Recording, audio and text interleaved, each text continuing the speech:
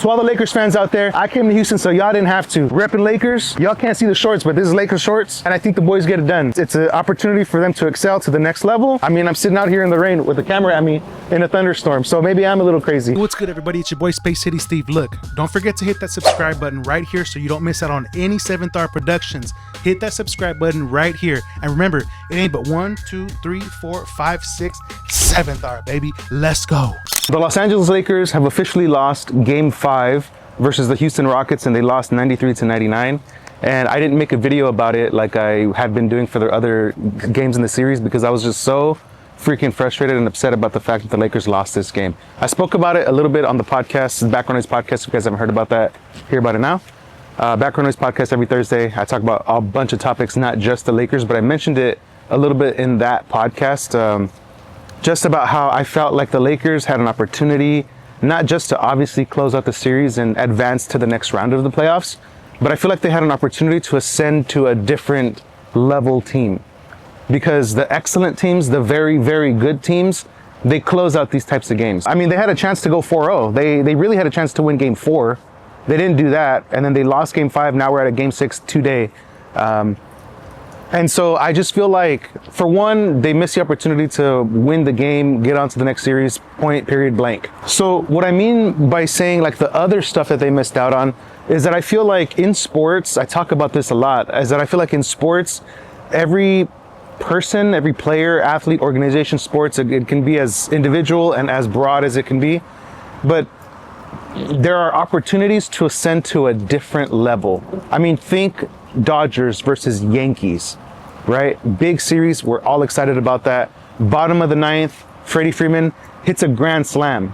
He could have done it in a different way, but no, that moment, a grand slam would have catapulted him into like an iconic level athlete, and it happened. That was an opportunity for something to happen. I see it happen all the time. If you guys are curious about when it happens in games, it happens more often than you would think. These opportunities to ascend to greatness. And if you are curious about when it happens in the games, I live stream along with some of the games of the playoffs. If you guys want me to live stream and talk about other teams other than just the Lakers, again, I'm a fan of ball. I can do that. But, you know, there are these situations where, man, if someone can just rise to the occasion, hit a couple of clutch three-pointers, dunk on somebody, do something spectacular, a steal, a fadeaway, a shot over 2 people, whatever. There are these opportunities. And I feel like the Lakers, with how they've been playing, they have had the opportunity to ascend to what I've been calling the Showtime Lakers. And I don't mean it in direct reference to the actual Showtime Lakers that were given that nickname. Like, I'm not saying that they play in the same style, but I'm just saying like this is the modern version of the Showtime Lakers that are just, they got it like that, bro. I mean, you got Luke Kennard shooting threes, you know, off the bench, or I guess starting now. You got LeBron James, Austin Reeves, Luka Doncic, Jackson Hayes, DeAndre Ayton, Jared Vanderbilt, Marcus Smart, Ruji Hachimura, Jake Lurie. I mean, we got a crazy amount of talent. Bronny giving us good minutes. We got Dalton Connect, who I think is a gem, hanging out on the team. You know what I mean? This team had the ability to ascend to Showtime Lakers, and they miss this mark. Now, can it still happen? Absolutely, if they move on to the next round. I mean, the opportunity to ascend to that here, or to like keep that type of momentum going in this series, is gone. I mean, yeah, I do believe they're going to win. So spoiler onto what my thought predictions are for the score. I do think that they are going to win versus the Houston Rockets. I don't think the Rockets advance, but regardless, I just think the opportunity for them to be Showtime and keep that momentum in this series is gone. Now, say the Lakers do move on, play OKC. Maybe Luka comes back. That's another opportunity for Luka to be the Reaper. You know what I mean? The OKC Reaper. I mean, that they would hate that more than anything, to all of a sudden find out that Luka Doncic, especially on the Lakers, don't give a damn about them. And that's how I genuinely feel. Not to move on to the next series. The Houston Rockets are not the team that you want to go down and start playing with the games with. The Houston Rockets are not the team that you want to go down and you want to kind of play with the series with. This is not the team you want to do that against. This is not the team you want to do that against. Why? Because that head coach, Udoka, that dude's a son of a gun, bro. Like, he's got the mentality to keep these boys fired up. They understand the opportunity that's in front of them. You got Amen Thompson, who's an athletic freak. You got Sengun. You got good players. Look, last thing we need is for Reed Shepherd to discover that not only does he have a good shot, but that he can actually facilitate and do this thing. We don't need him discovering that in this series. And that's what's happening. And that's the part that gets me frustrated, bro. Because I do think that the Rockets, I mean, look at how everybody was talking about this team before the matchup started, before game one. Everyone kept saying that it's impossible. Everyone kept saying that this would be LeBron's greatest feat is if he's able to defeat the Houston Rockets, right? Without Austin Reeves, without Luka Doncic, with the roster that he has on the Lakers versus the roster that they have, right? Being the Houston Rockets. That's how people were talking about them. And so that's what it was, right? It's credit to the Lakers, credit to LeBron and just the coaching, everybody, the whole team for making the Rockets look like they did and for forcing the narrative to be what it was. Because now all of a sudden it was unimpressive. All of a sudden, oh, just wait for KD to come back. KD came back. That didn't make no difference. I mean, damn, they're playing better without him, right? But that was the narrative. Now they're out, and now the narrative is all switching to like, wow, LeBron can't beat these Rockets? So don't let the narrative, what people talking about, I mean, come on, bro, that's just not.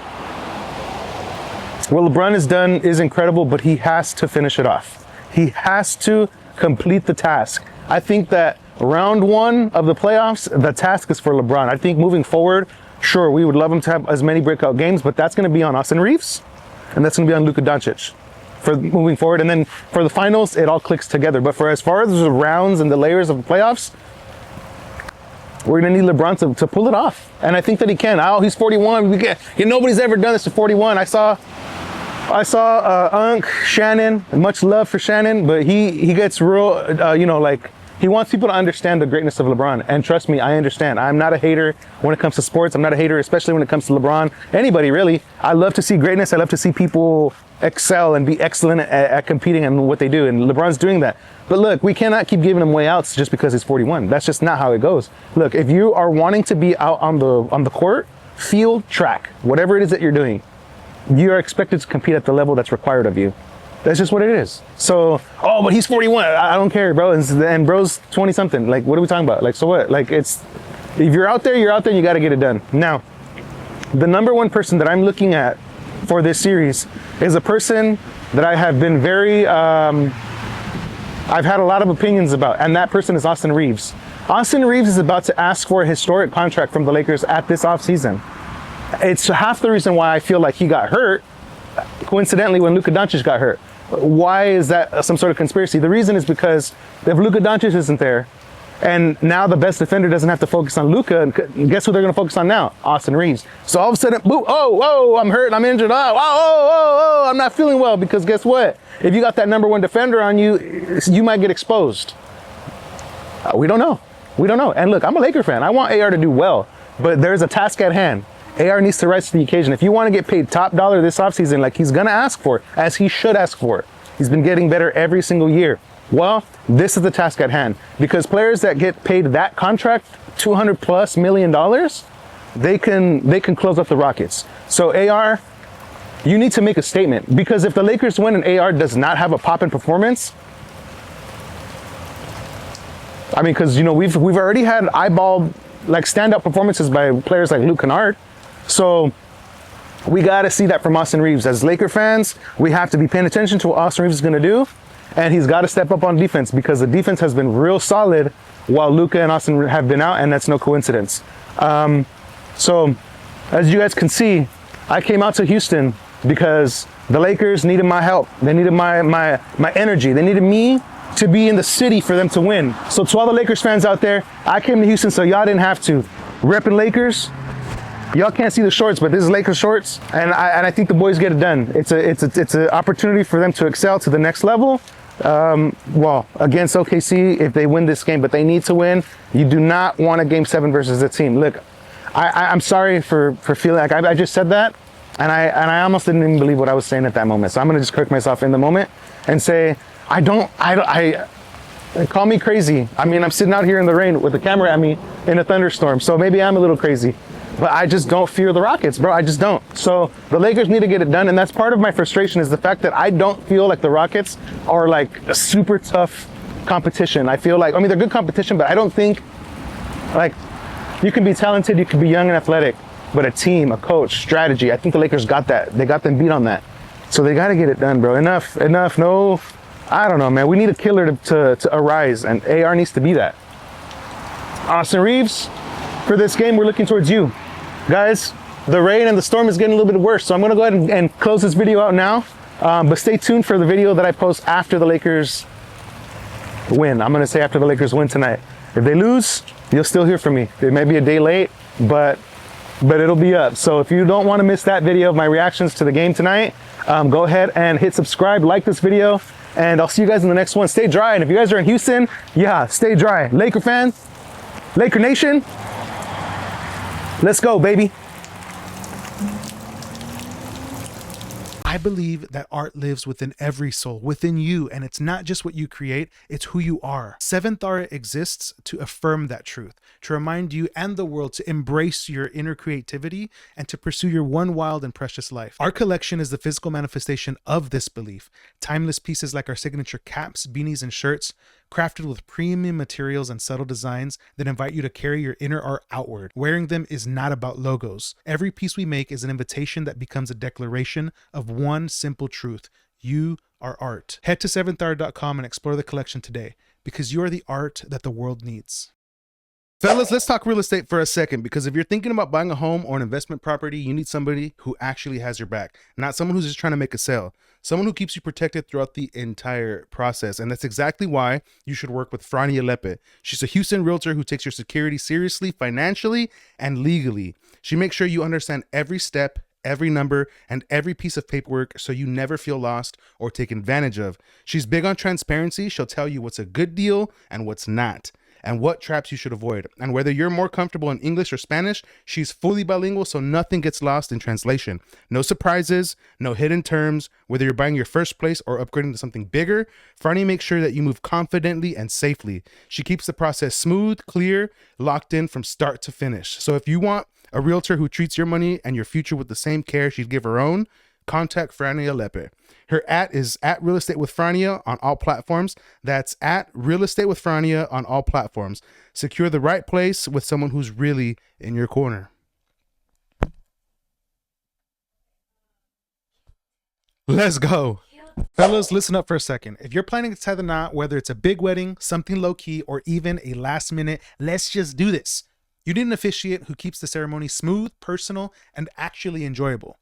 That's where Manny Matrimony comes in, baby. He's a professional marriage officiant based right here in Houston, and he brings that perfect balance of personality and professionalism. No awkward scripts, no boring energy. He works with you to build a ceremony that feels like you. And here's the part nobody tells you. A great officiant is the difference between a ceremony that feels stiff and one that feels meaningful and fun. And that's what makes it unforgettable for everyone. He handles everything from personalized vows to making sure your paperwork is squared away. And if you need him outside of Houston, he can travel too, just a small additional fee. So if you're ready to secure your wedding day and lock in someone who will make the moment count, hit him up at 661-800-8654. That's 661-800-8654. Don't wait until the last minute. Dates fill up fast. If you're looking to get your brand in front of the eyes of millions across multiple platforms, reach out to production@SEVENTHAURA.com. Again, that's production@SEVENTHAURA.com to get started. What's good, everybody? It's your boy SpaceCitysteve. Look, don't forget to hit that subscribe button right here so you don't miss out on any 7thHour productions. Hit that subscribe button right here. And remember, it ain't but 1, 2, 3, 4, 5, 6, 7th hour, baby. Let's go.